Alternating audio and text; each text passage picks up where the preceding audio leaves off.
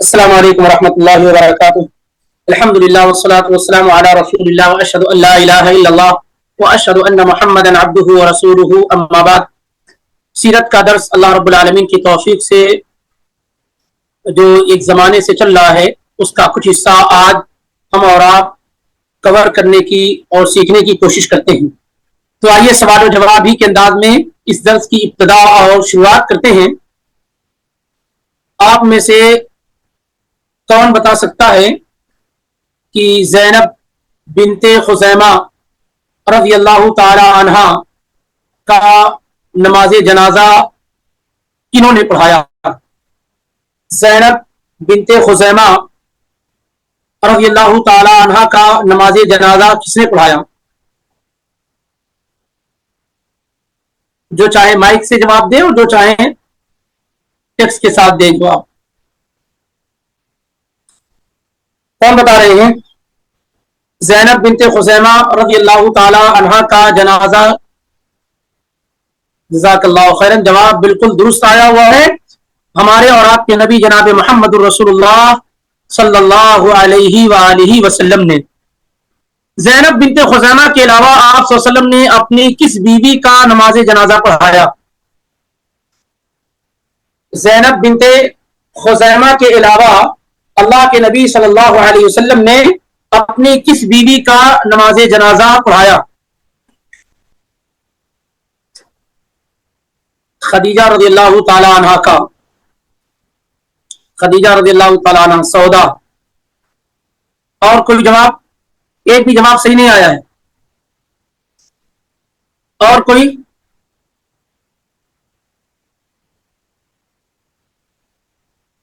کوئی اور جواب دینا چاہیں گے؟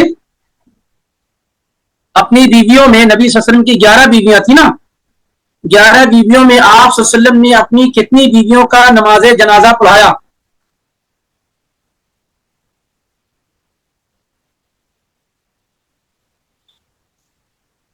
صرف ایک بیوی کا نماز جنازہ اللہ کے نبی صلی اللہ علیہ وآلہ وسلم نے پڑھایا۔ صحیح ہے، بالکل۔ صرف زینب بنت خزیمہ کا جنازہ اللہ کے نبی صلی اللہ علیہ وسلم نے پڑھایا۔ آپ کی زندگی میں صرف 2 بیویاں فوت ہوئی، 9 آپ صلی اللہ علیہ وسلم کی وفات کے بعد فوت ہوئی، تو ان کا نماز جنازہ تو آپ نہیں پڑھا سکتے، کیونکہ ہمارا عقیدہ یہ ہے کہ اللہ کے نبی علیہ السلام اس دنیا کی زندگی سے رخصت ہو گئے ہیں اور برزخ کی زندگی میں آپ سب سے اعلیٰ اونچا مقام پہ فائز ہیں۔ تو ہمارا یہ عقیدہ تو ہو نہیں سکتا ہے کہ آپ نعوذ باللہ قبر مبارک سے نکل کر کے آ کر کے اپنی بیویوں کا نماز جنازہ پڑھا کر پھر چلے گئے۔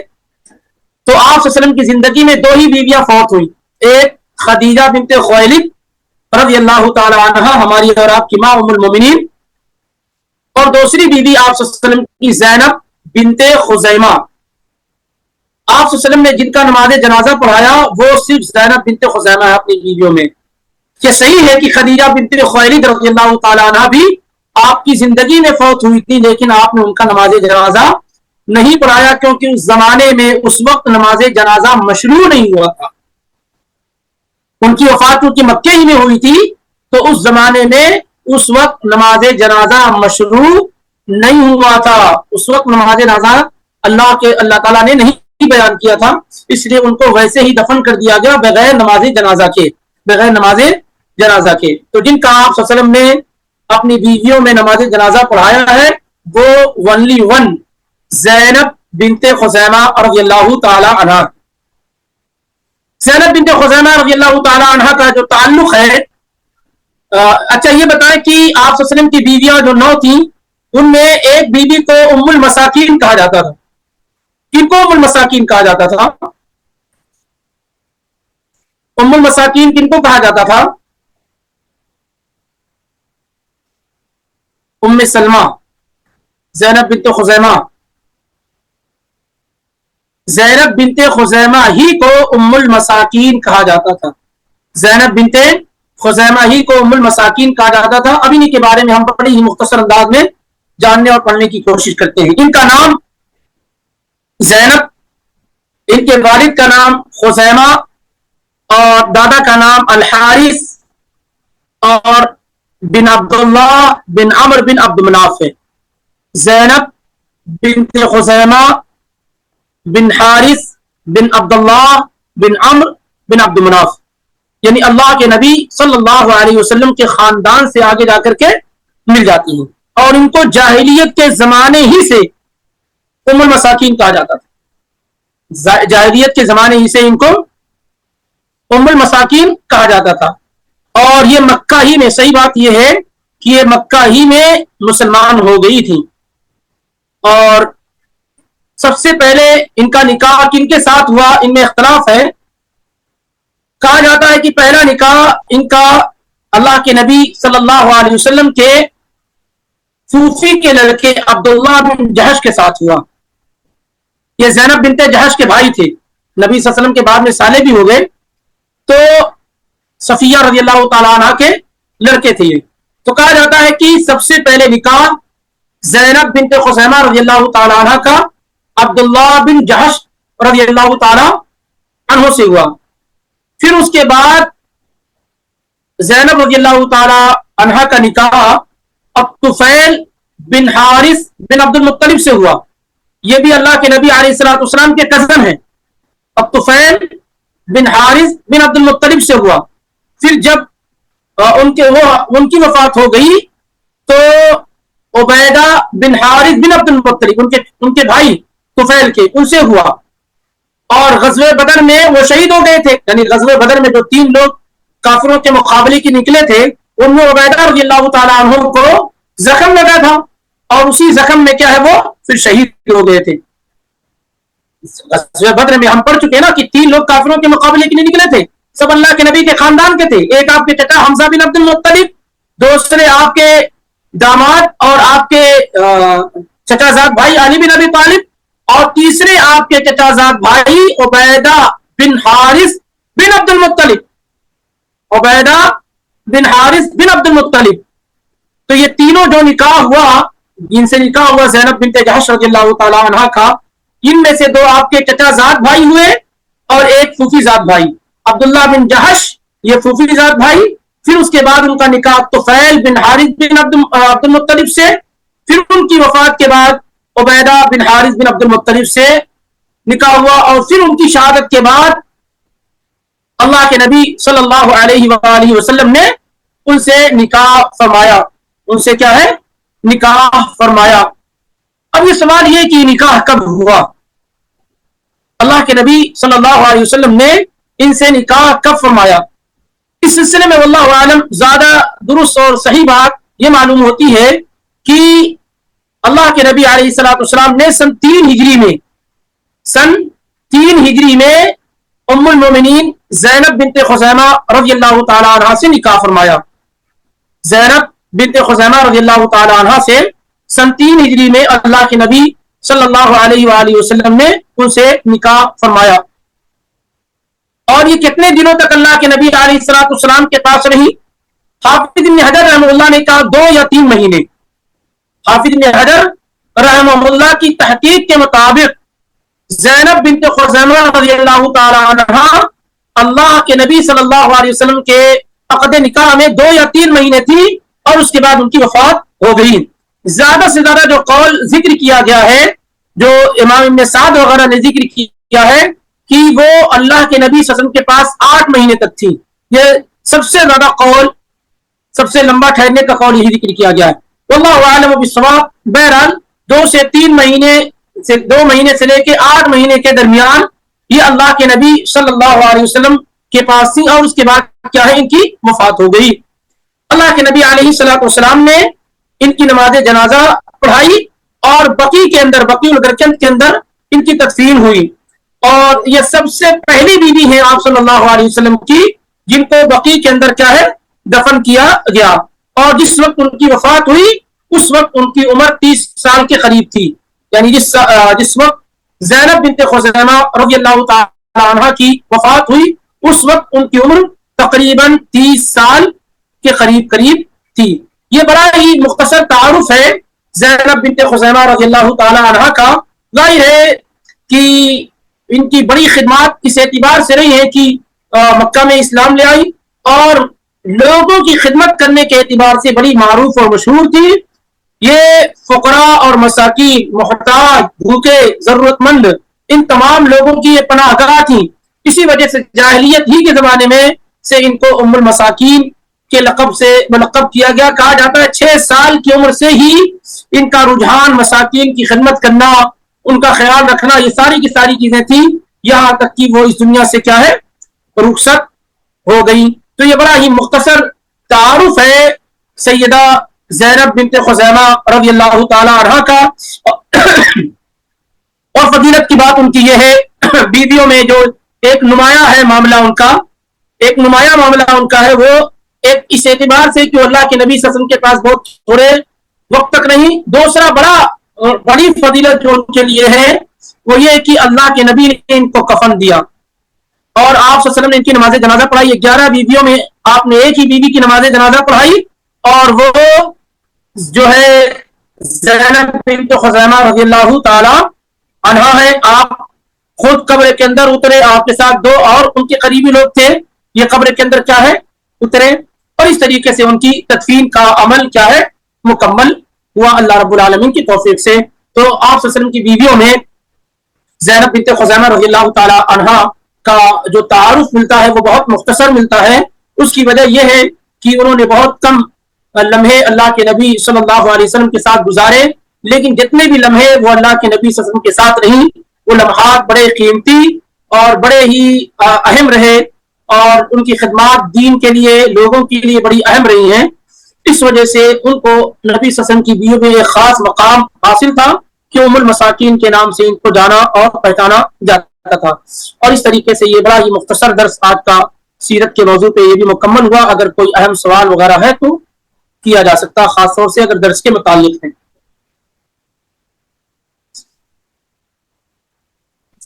السلام علیکم ورحمۃ اللہ وبرکاتہ. جی وعلیکم السلام ورحمۃ اللہ وبرکاتہ. کیسے ہیں شیخ آپ, کیسا آپ کا سفر, آپ سب آسان سے ہو گیا؟ الحمدللہ الحمدللہ, اللہ برکت ہے. جزاک اللہ خیر. آپ اتنا دور جا کے جی آپ تو اتنا دور جا کے بھی آپ یہ سلسلہ جاری رکھے ہیں, بہت بہت شکریہ آپ کا, جزاک اللہ خیر. اللہ اللہ خوش رکھے, اللہ خوش رکھے. سوالات ہیں تو اس کو کریے, اور جی جی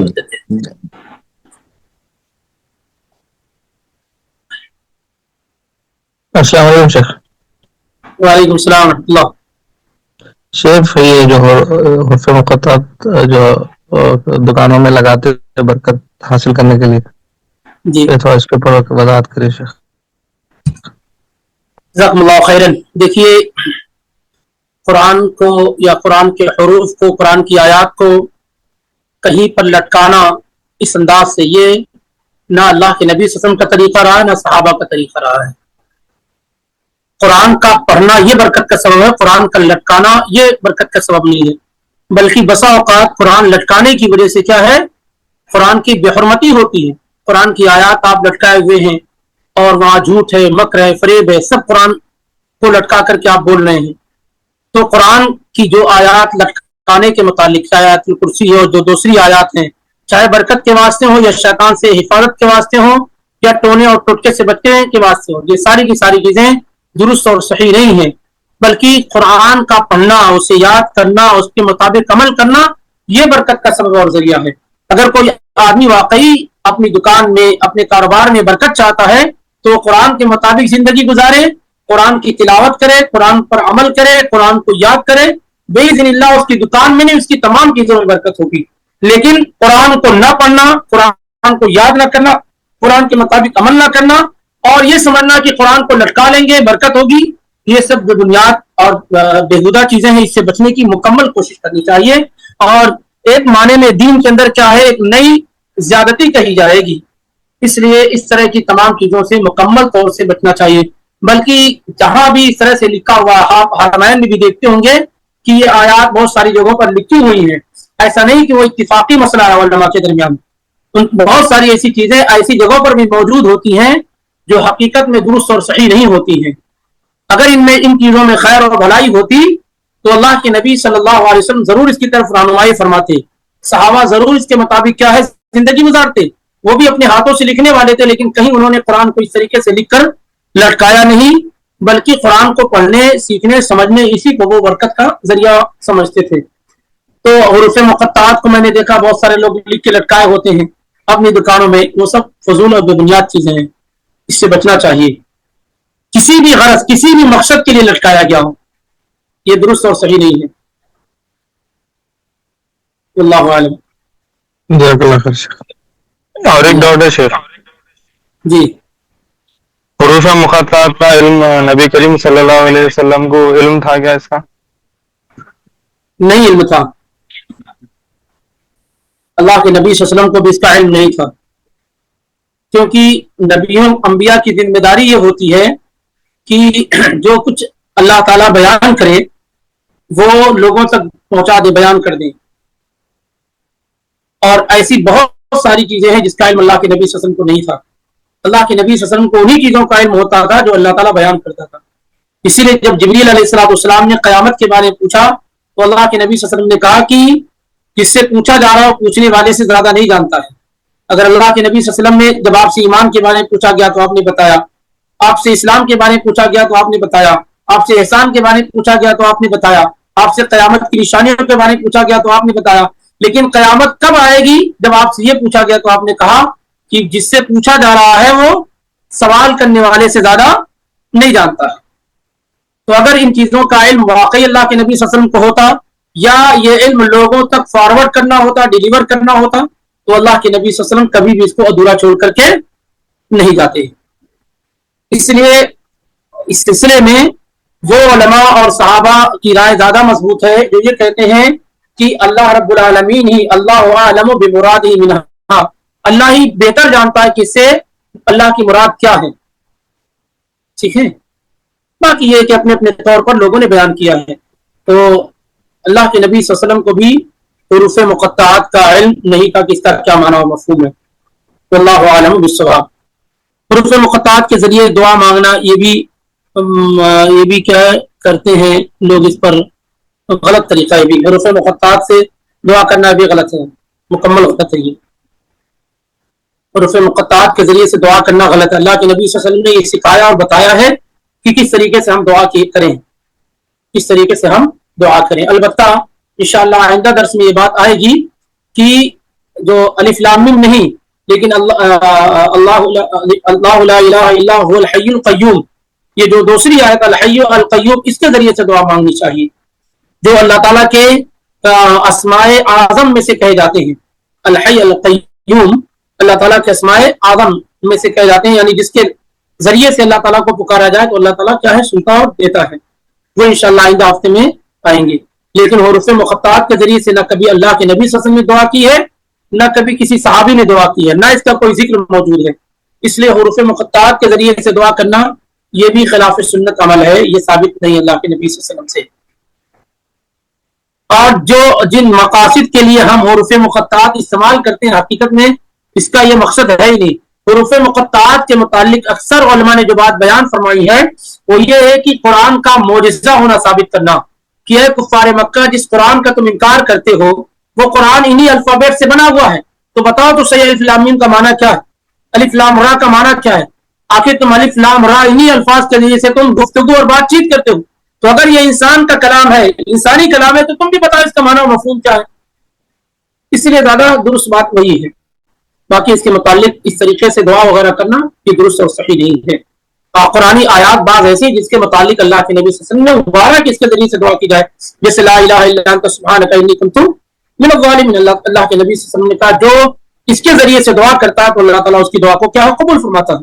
یعنی کوئی آدمی اللہ سے مانگے اور سوال کرے اور اس میں کہے لا الہ الا انت سبحانک انی کنت من الظالمین، تو انشاءاللہ اس کی دعا قبول ہوگی. کیونکہ جب یونس علیہ السلام نے یہ دعا پڑھ لی فلولا انہ کان من المسبحین للبث فی بطنہ الی یوم یبعثون، جب یہ دعا پڑھ لی تو اللہ تعالیٰ نے کیا ہے، ان کو مچھلی کے پیٹ سے باہر خیر اور عافیت کے ساتھ نکال دیا. تو یہ چیزیں، یہ دعا کریں لا الہ الا ربنا آتنا فی الدنیا حسنہ وفی الآخرۃ حسنہ وقنا عذاب النار، یہ ساری دعائیں حروف مقطعات کے ذریعے سے دعا کرنا یہ درست اور صحیح نہیں ہے، نہ اللہ کے نبی صلی اللہ علیہ وسلم سے اس کا ثبوت ہے.